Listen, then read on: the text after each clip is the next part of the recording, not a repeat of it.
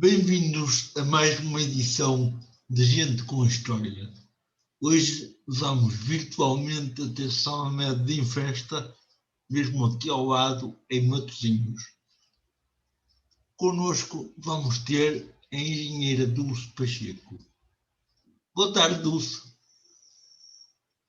Olá, Américo, boa tarde. Boa tarde a ti, Américo, e boa tarde a quem depois nos vir ou que esteja a ver.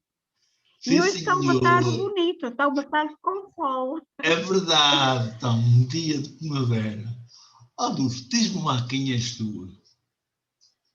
Olha, eu sou a Dulce, eh, vou, já tenho alguma idade, vou a caminho dos 61 anos, de uma vida vivida, e pronto, sou uma pessoa feliz. Deus, ao longo da minha vida, deu-me muito. Eu costumo brincar dizendo que Ele deu-me muito e também me deu muitos problemas, mas senti sempre a presença e o apoio dele ao longo da minha vida, desde pequena. E, portanto, essencialmente sou uma rapariga feliz, uma rapariga cota, mas feliz. Dulce, então, Pronto, ao longo. entretanto, ao longo da tua vida, tiveste uma infância, creio que relativamente normal, como qualquer criança. Sim, andei na escola pública, andei sempre no ensino público. Os meus pais,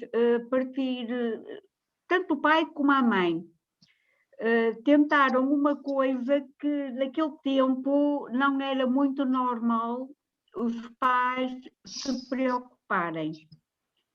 E eles queriam nos dar a melhor educação possível. E, portanto, eu sou uma menina que, além de andar na escola primária, andava na catequese, aprendi a bordar. O pai também pôs na natação, porque eles pensavam, e pensavam bem, que tanto eu como o meu irmão deveríamos nos saber defender das coisas. E naquele tempo nós íamos para a praia e pronto, era importante saber nadar. E para a minha mãe era importante que eu soubesse cozer, portanto, e depois também nos puseram na música, portanto foi assim uma vida de formação e informação. Depois Em casa entraste, eles também tentavam, diz, estava eu a dizer que entretanto entraste no diz, diz, ensino, não é, entretanto entraste no ensino superior.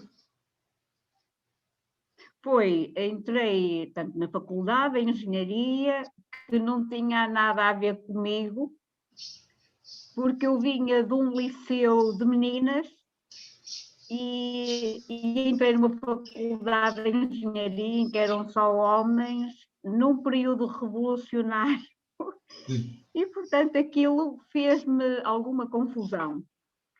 Tinha uma coisa ótima, é que os meus vizinhos eram a igreja de Nossa Senhora dos Anjos.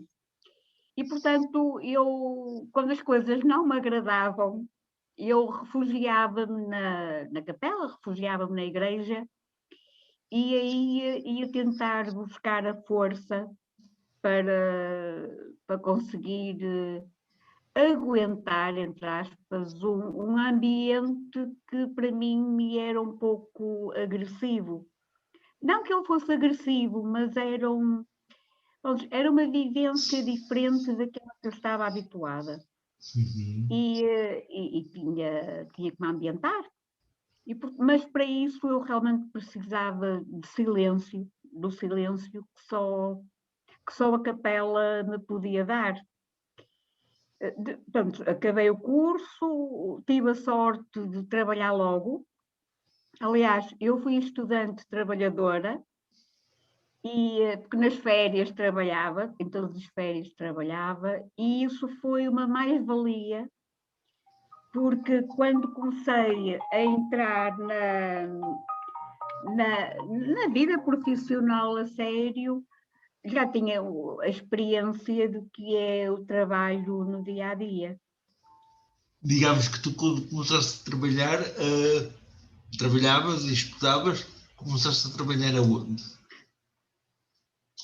Olha, comecei a trabalhar, o meu pai tinha fundado uma empresa, a empresa é mais velha do que eu, e de forma que desde muito cedo, tanto eu como o meu irmão, íamos ajudar. Portanto, os meus pais não tinham bens ou possibilidade de pôr em campos de férias ou ter alguém que tomasse conta de nós.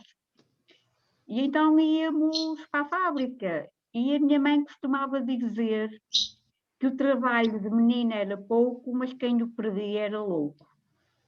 E fui tomando contacto a brincar, porque foi mesmo a brincar, pronto, depois já era a sério, do que era a vida de trabalho, honrar o trabalho, dignificar o trabalho. E, portanto, para mim o trabalho nunca foi algo mau. Pelo contrário, eu sempre acreditei que o trabalho dignifica as pessoas e santifica também. Nós podemos nos santificar no nosso trabalho do dia a dia, fazendo bem aquilo a que somos chamados a fazer. E isso também, perdão, e isso realmente veio-me muito também da fé com que os meus pais nos educaram, na integridade que eles eram e pronto, na qualidade de sermos verdadeiros no nosso trabalho, não aldrabarmos, portanto, termos em primeiro lugar a qualidade e pronto, a qualidade a todos os níveis, e foi realmente uma mais-valia ter começado a trabalhar cedo. Que Mas agora é bom, porque tenho muitos anos de trabalho. é verdade. Lúcio, mas entretanto, tu começaste logo com responsabilidades a nível de empresa. Comecei logo. Diz-me uma coisa, nem sempre é fácil lidar com os operários, ser patrão e ser trabalhador ao mesmo tempo, que é o teu caso. Olha, no nosso caso, no meu caso, tanto no meu caso como no do meu irmão, os meus pais, pronto, é uma pequena empresa e eles eram o estilo, portanto, patriarcal. Portanto, o meu pai era o pai das pessoas, muito preocupado com os seus colaboradores, preocupado a todos os níveis. Por exemplo, se fosse necessário pagar operações, porque naquele tempo, pronto, não havia o acesso à saúde que há hoje e a facilidade, e ele colaborava e às vezes pagava integralmente o tratamento dos filhos, e isso aconteceu. A minha mãe também apoiava, pronto, as pessoas, portanto, fui sempre habituada a eles eram iguais a nós. E são, eram e são. E de maneira que houve sempre, pronto, houve um respeito.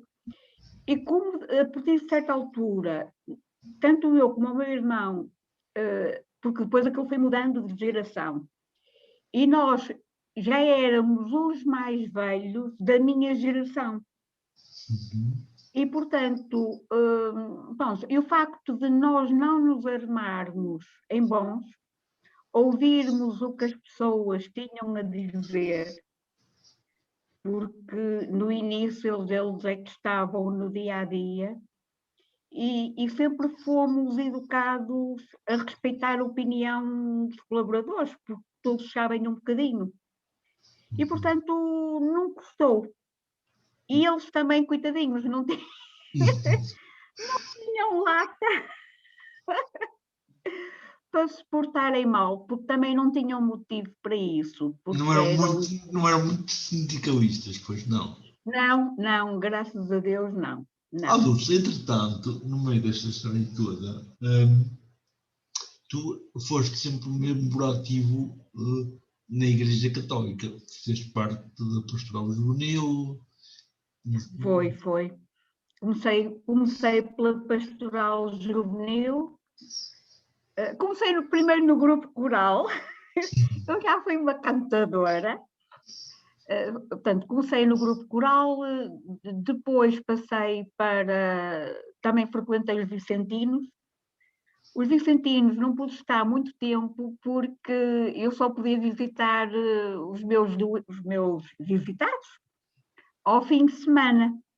E eles, coitadinhos, ao fim de semana, eles queriam era a vida deles. Mas eu não podia durante a semana. E de maneira que então comecei a ser, e sou, vicentina, mas de uma outra forma. De que forma é que és vicentina? E de que forma é que és vicentina? Olha, em donativo. Em donativo. Em donativo, sim. Pronto, não faço as visitas, permito que haja possibilidade de alguém, pronto, de colaborar, percebes? Sim. Mas é vicentina também sendo cuidadora de outras pessoas.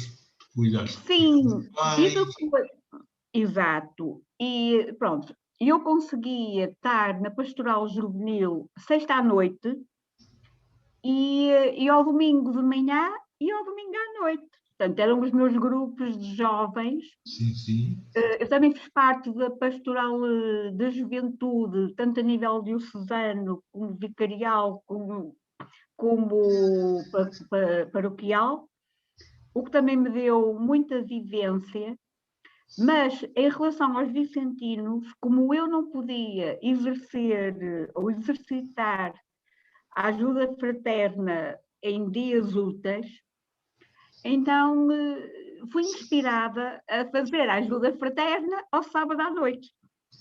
E eis a Dulcinha na urgência de um hospital ao sábado à noite.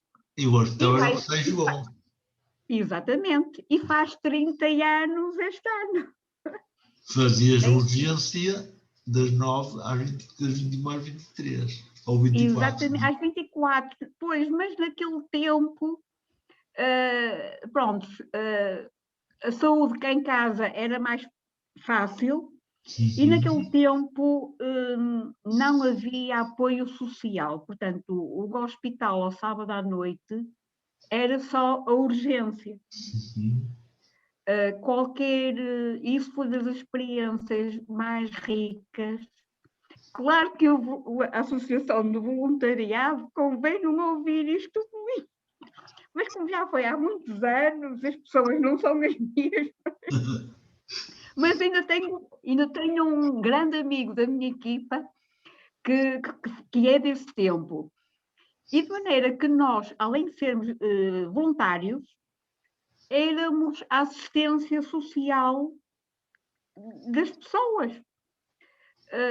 Muitas vezes tínhamos que os ajudar, porquê? Porque havia pessoas que iam de Braga, de Penafiel, de Guimarães, e depois, familiares, essencialmente, e que depois não tinham, portanto, os doentes ficavam internados e as pessoas não tinham como vir para casa.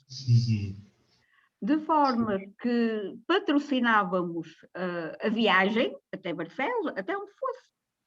Patrocinávamos a viagem. Se fosse no distrito do Porto, como era mais perto, nós tínhamos um complô. Meninas, senhoras e pessoas de idade, era eu que levava. Tudo que fosse cavalheiros e jovens cavalheiros. Era um casal e o outro, meu amigo, que levavam. Porquê? Porque eu era uma menina e não ia andar com...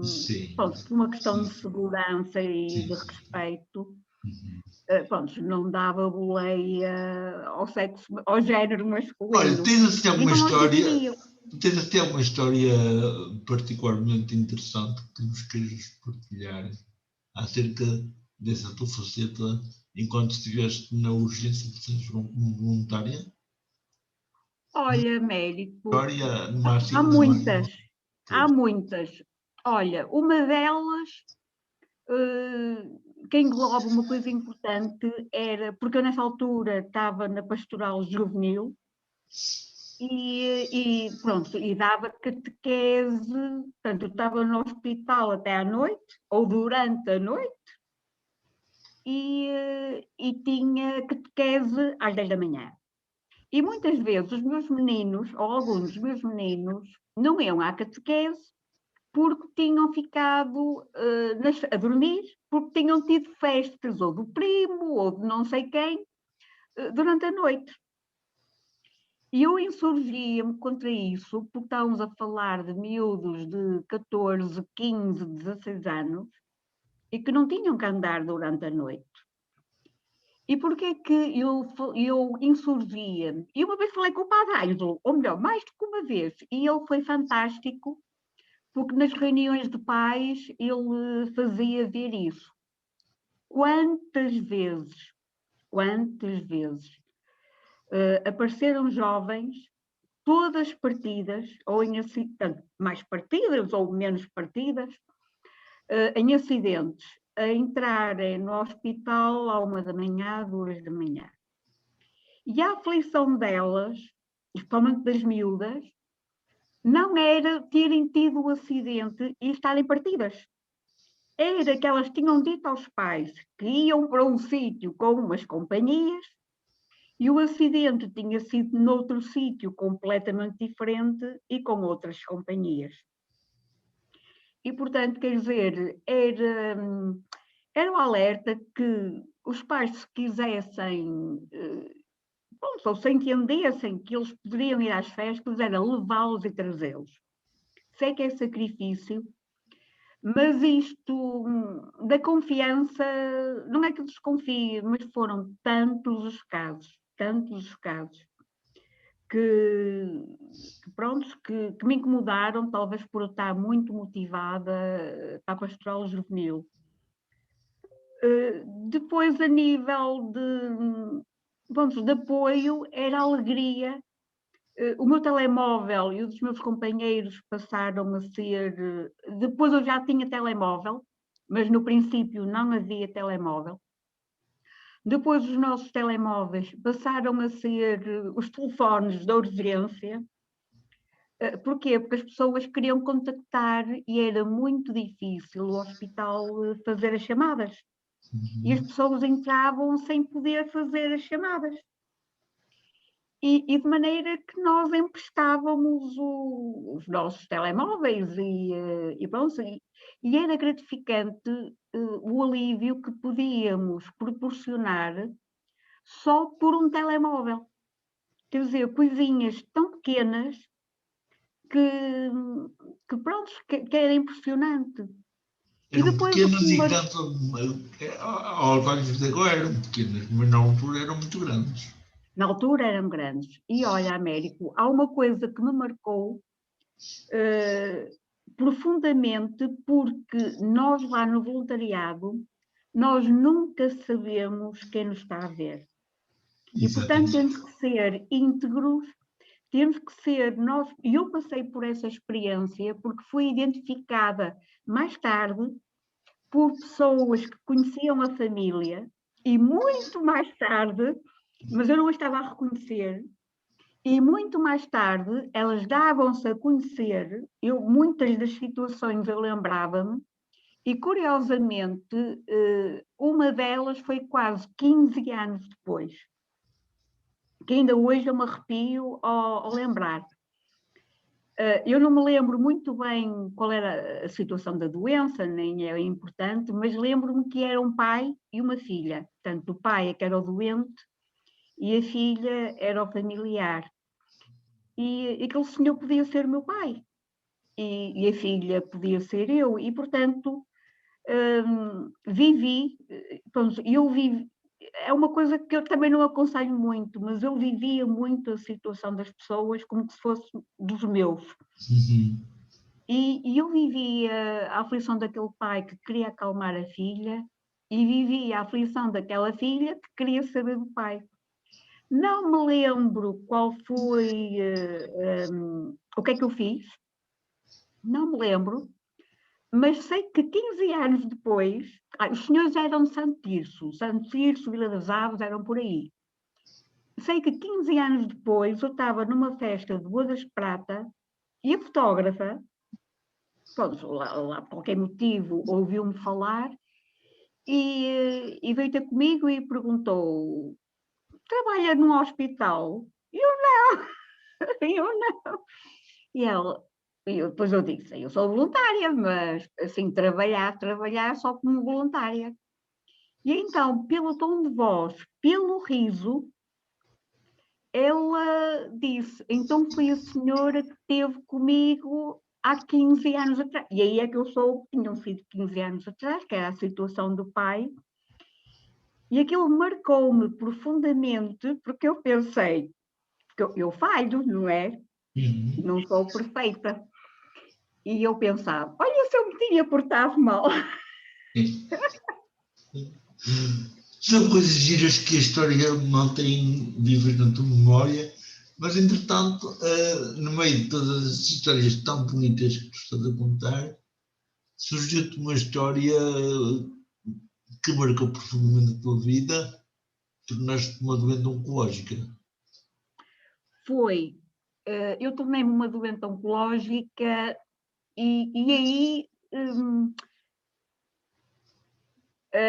tornei-me uma doente oncológica um pouco peculiar, porque já tinha alguns anos de acompanhamento de amigos, mesmo até no próprio hospital, porque depois que a nível de urgência, às vezes podemos encontrar as pessoas a seguir, mas como tu sabes, eu também estava na pastoral da saúde, na capelania, e fazia pastoral de presença e o Ministério da Comunhão. E aí era um bocadinho diferente porque nós contactávamos mais vezes com as pessoas. E eu sabia, aliás, eu nem sequer queria imaginar em mim própria se um dia um dos membros da minha família ou os meus amigos ou assim tivessem cancro, porque se eu já sofria tanto com as outras pessoas, eu não aceitava a morte, eu não aceitava o sofrimento, sofria por sentir que as pessoas iam sofrer.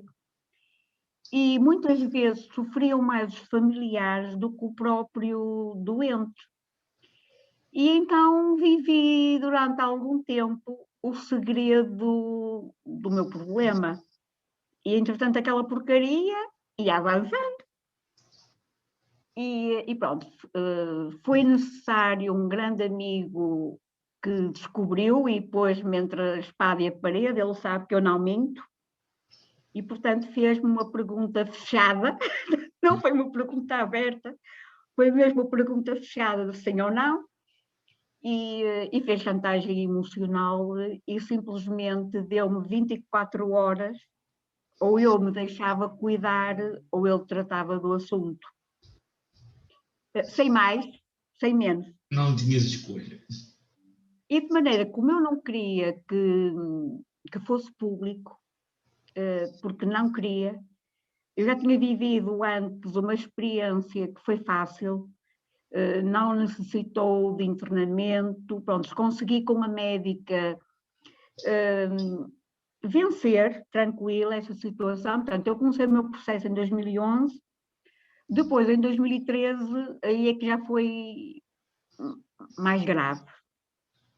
E necessitava de uma operação com urgência, porque com as biópsias aquilo alastrou imenso.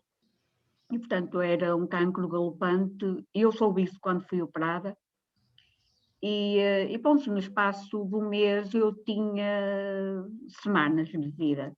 Uhum. Felizmente foi-me colocado essa questão do sim ou não, mesmo quase no limite, sem a pessoa imaginar que era quase o meu limite para a viagem sem retorno. E pronto, e deixei-me cuidar. nunca assumindo o que tinha publicamente. Só os profissionais de saúde sabiam, apesar de eu estar depois a ser tratada no IPO, mas eu dizia que era consultas, que eram exames, nunca assumindo abertamente o que eu tinha. Mas porquê? Diz? Havia uma razão especial para não querer assumir? Olha, porque essencialmente eu sou a filha mais nova e a minha avó materna faleceu aos 49 de cancro de pâncreas, e isso foi um trauma para a minha mãe, porque perdeu a mãe dela muito jovem. E, portanto, eu sentia que iria sofrer imenso, porque iria ver a morte em mim. E o meu pai adorava-me, e pronto, eu era a companheira dele, como filha, como companheira no trabalho, pronto, éramos. Ele era e é o meu líder, ainda hoje é o meu líder, e portanto seria muito duro para ele, a filha, porque há sempre aquela coisa que é a filha para o pai. Embora o meu pai adore os dois, Sim. eu tinha a particularidade de ser a mais nova. Uhum. E quer dizer, eles iriam ver o síndrome da morte cá em casa, e eu não queria que eles vissem isso. Uhum. E também não queria que o meu irmão sofresse, porque eu adoro, e ele é muito sensível, e portanto, como o mundo é pequeno, eu fiz um pacto quase de juramento com os meus médicos para fazer em segredo. E o meu irmão só soube 3 anos depois, porque uma médica não sabia disso e falou o que não devia ter falado. E pronto, passei de uma experiência de cuidadora para cuidada. Mas mesmo assim continuei a ser cuidadora. É isso que tu ia perguntar. Tu nunca deixaste de ser cuidadora. Tu, mesmo doente, no extremo, continuaste a cuidar dos teus pais. Foi, porque eu fui operada em novembro de 2013, portanto, foi o estômago, e em fevereiro de 2014 o meu pai internou muito grave. E claro, eu como sou uma galinha, toca a seguir, portanto o irmão levou-me e eu fiquei com o meu pai contra a vontade dos médicos e do meu irmão, mas como eu já era a cuidadora do meu pai em casa e sabia os problemas que ele tinha, e medicações e reações, eu ainda estava com as bandas e fiquei com ele internada dia e noite, 15 dias. E pronto, quer dizer, não faz bem a ninguém, mas digo-te, Américo, eu hoje repeti a mesma coisa. Não me arrependo, porque foi fundamental. Eu ainda hoje sinto que foi fundamental para o meu pai eu estar com ele. E fundamental também para mim eu estar com ele, porque de certa maneira eu tentava pôr energia positiva. Isto quer dizer, não é muito para aqui, mas tentava pôr, rezava, quando estava com ele rezava, e como estava acordada dia e noite, Deus permitiu também que eu tivesse essa capacidade de poder estar acordada, que não dá saúde, mas é importante naquele momento. E pronto, foi. Mas no teu caso, Sempre. tão franzina como és, tão frágil como és, arranjaste força para viver a tua cruz e a cruz dos que te são queridos. Olha, Américo, há uma frase muito gira que há uma cruz em Fátima, que chamam-lhe a Cruz Nova, que é uma cruz assim estilizada. E o meu querido amigo Padre Ângelo, num aniversário meu, talvez 2005 ou 2006, ofereceu-me, ele gostava muito de tirar fotografias, e ofereceu-me as traseiras daquela fotografia. E quando ele me ofereceu a fotografia, tinha sido no dia a seguir a um acontecimento muito grave que me tinha acontecido. E eu estava muito sensível. E ele não sabia o que é que me tinha acontecido. Ele só mostrou a fotografia e disse: olha, isto é para ti. E eu comecei a chorar. Mas a chorar, eu estava na sacristia, comecei a chorar lágrimas, lágrimas, lágrimas. E ele disse-me: mas não fiques triste, porque do outro lado está ele.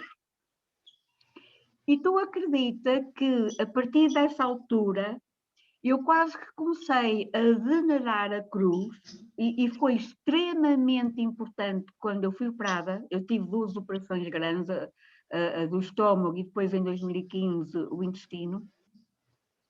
E quando foi na do estômago, tenho consciência que estava na mesa de operações e com os 2 braços abertos, um picado para uma coisa, outro picado para outra.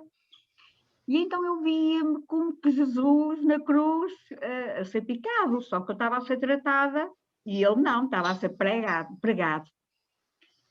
E realmente, pronto, conforme eu te dizia, faço a veneração da cruz, porque é na medida em que eu me agarro à cruz que eu estou de pé. Uhum.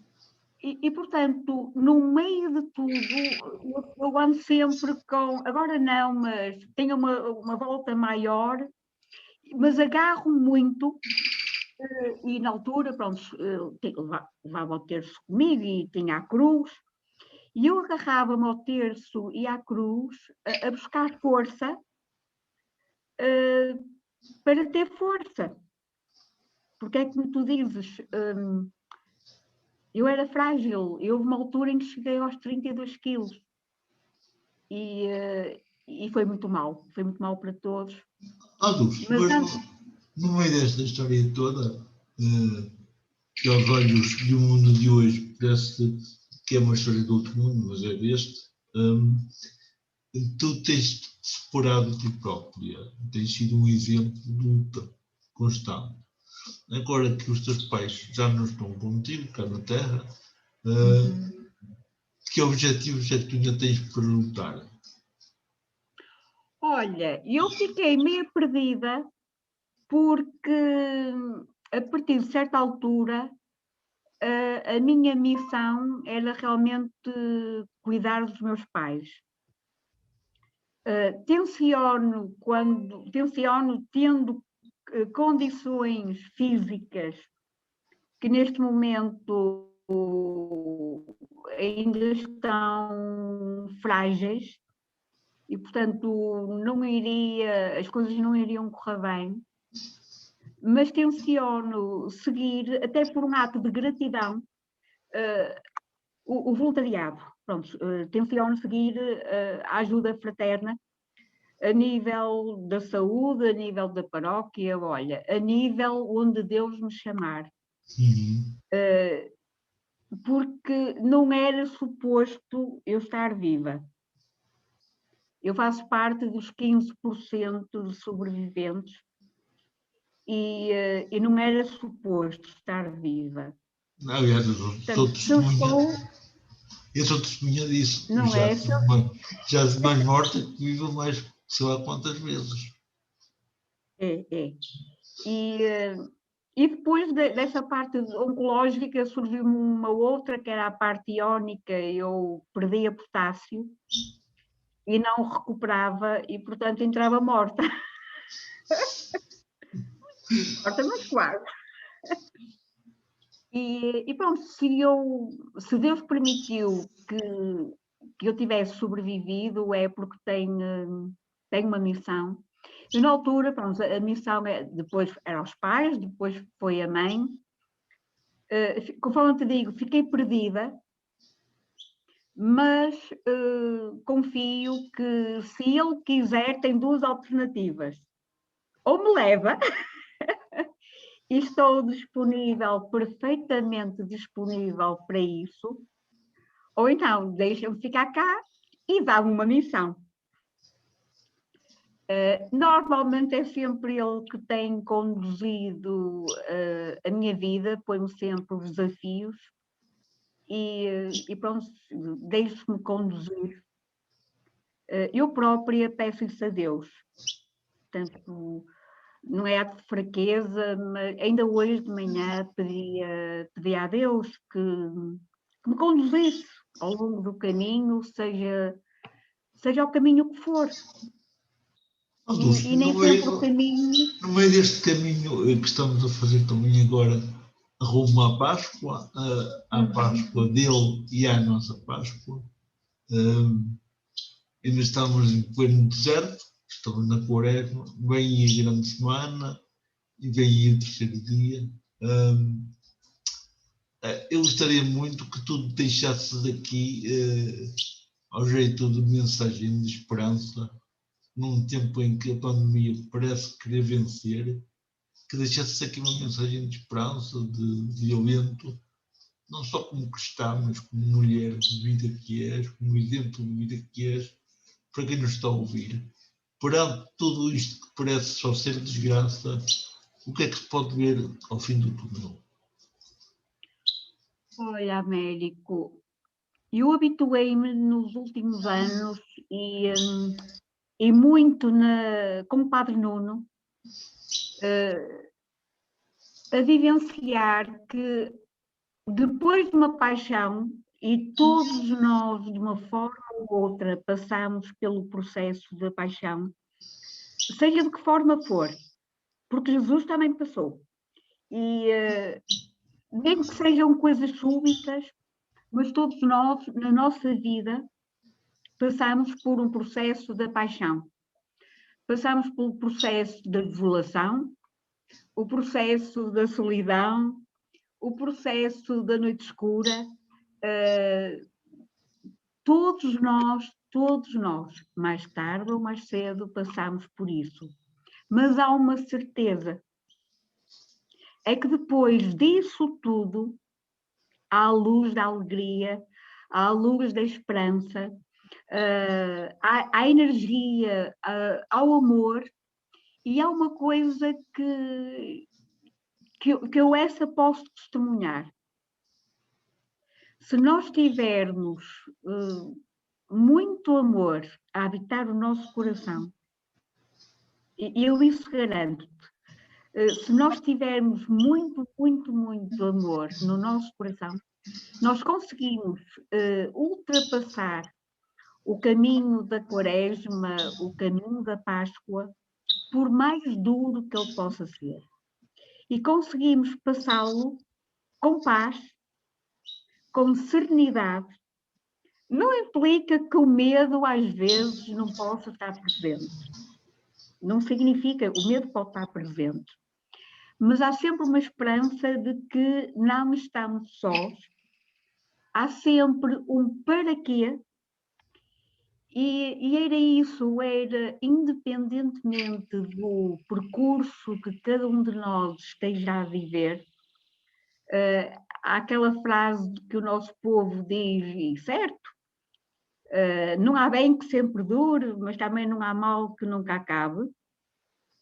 E, portanto, a certeza de que depois da Quaresma, que nos serve para purificar, e é isso mesmo, tenho aproveitado a Quaresma cada dia para purificar, entender o que é paixão, que acho que nunca conseguiremos entender o que é paixão, mas a certeza de que depois de tudo isso há uma luz, há a luz da ressurreição, Cristo vive, há vida para além daquilo que nós vemos, e era essa mensagem de esperança, de que há sempre luz, há sempre mais, do que aquilo que aparentemente nós possamos a viver de menos agradável. E depois há uma imagem que eu ponho sempre. Pronto, tu és cego, não vês, mas há uma coisa que tu vês, é a expressão das pessoas. E elas até podem estar caladas. E eu testemunho isso. Já aconteceu comigo, eu testemunho. Mas há algo que nós podemos testemunhar, que é essa alegria e sabermos que há sempre um para quê. E o para quê é sempre muito, muito, muito, muito melhor do que aquilo que nós possamos imaginar. Ó Lúcia, E portanto era essa a mensagem de esperança. e eu agradeço-te imenso, muito mesmo, a tua disponibilidade, a tua entrega. As tuas condições físicas neste momento não são as melhores. Acabaste de ser operada, estás aqui de corpo e alma, estás à espera de nova cirurgia, mas não quiseste deixar de passar esta oportunidade de estar connosco e eu quero te agradecer de fundo do coração essa Eu é disponibilidade. que te agradeço, Américo, estou-te muito grata, Em querido. nome Estou-te deste muito grata. programa, em nome deste programa Gente com História, obrigado por teres trazido até nós a tua belíssima história de vida e que realmente aconteça sempre o terceiro dia na tua vida. Bem-aja. Obrigada. Obrigada, Américo. Obrigada. Obrigada. Nós.